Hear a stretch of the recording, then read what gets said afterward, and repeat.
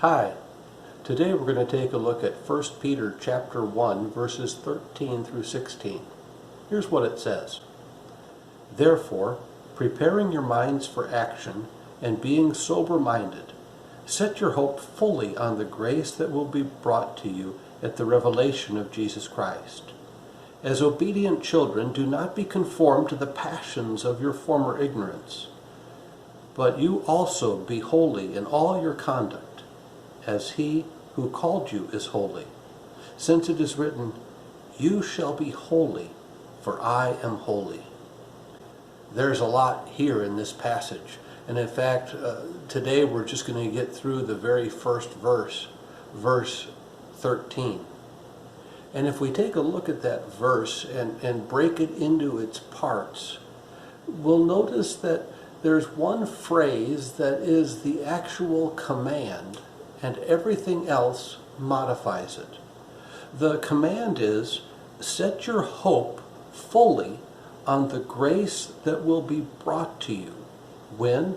At the revelation of Jesus Christ. The command is to set our hope, to set the thing that we're relying on and depending on, to set our hope on the grace that is coming to us when Jesus returns. This is an important concept, and it's one that we need to spend time thinking about why and how we are to do that. And that's exactly what Peter does here in this sentence. He says, therefore. That word is going to point us to the reason why we need to put our hope on this. What's the basis of it? In other words, he's drawing a conclusion based on what came before. And what came before is the fact that God, in his great mercy, caused us to be born again into a living hope through the resurrection of Jesus Christ from the dead. And he's given us an inheritance. It's kept in heaven for us, and it is imperishable. It is an inheritance that is better than anything we could possibly receive here on this earth. He says that we are being guarded by his power through faith until we receive that inheritance. And that whatever trials we go through here are only going to result in more glory and honor and praise when Jesus Christ is revealed. So for that reason, we need to set our hope fully and securely on the grace that is coming to us when Jesus Christ is revealed. But how do we do that? And that's exactly what Peter talks about then when he says to do it in two ways. First of all, by preparing our minds for action. This is one of those words that if you did a Greek word study on, you would discover that this is an attempt to translate an image that doesn't make a lot of sense in English. Literally, it means to gird up the loins of your mind. The image is of that of the athletes or the soldiers who would wear tunics or long robes, pulling up the robe and tucking it inside their belt so they were ready to go, ready to do battle. We would probably use a different image today. We would talk about taking off your warm-up suit, lacing up your shoes, getting ready for the action. And here, the action is in our minds.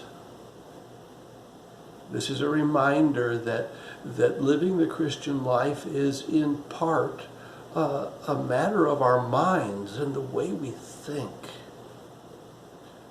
Remember the greatest commandment. Thou shalt love the Lord your God with all your heart, soul, mind, and strength. So we're called here in this passage to get our minds ready so that we're thinking clearly and thinking rightly And tomorrow we'll talk about the importance of that, and why we need to gird up the loins of our minds, because we've been infected with or inherited a wrong way of thinking that seems perfectly natural to us. But we'll talk about that tomorrow.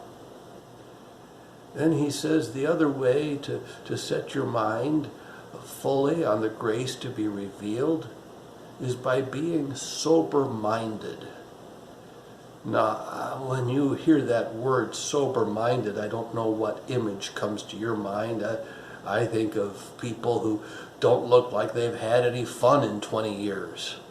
But that image is a different one. Here it refers to not having a mind that is intoxicated. But Peter isn't referring to alcoholic intoxication necessarily, although that's certainly part of it. We're not to be drunk with wine. Instead, he's pointing out the fact that our minds can become intoxicated with many things. We can have many things that keep us from setting our hope fully on the grace that is to be revealed to us. And so when Peter tells us to be sober-minded, he's asking us to look at what is it that's capturing our attention? What is it that is holding our thoughts captive and keeping them from focusing on the Lord? Well, one of the things I think that's happening in these days of isolation and quarantine and fear because of the virus is we've had an opportunity now to think about really what we're setting our hope on and what has been captivating our minds and our thoughts. And this is a chance for us to say, Lord, I want to love you with my mind. I want to set my thoughts and my emotions on you. I want to be enthralled with the grace that is to be mine when Jesus Christ is revealed. So let's spend some time today just reflecting on what it is we're setting our hope on. Is our hope set fully on the grace that is to be revealed to us? If it is, we'll find that these light and momentary trials are only producing greater glory and honor to be revealed on that day when we stand before the Lord.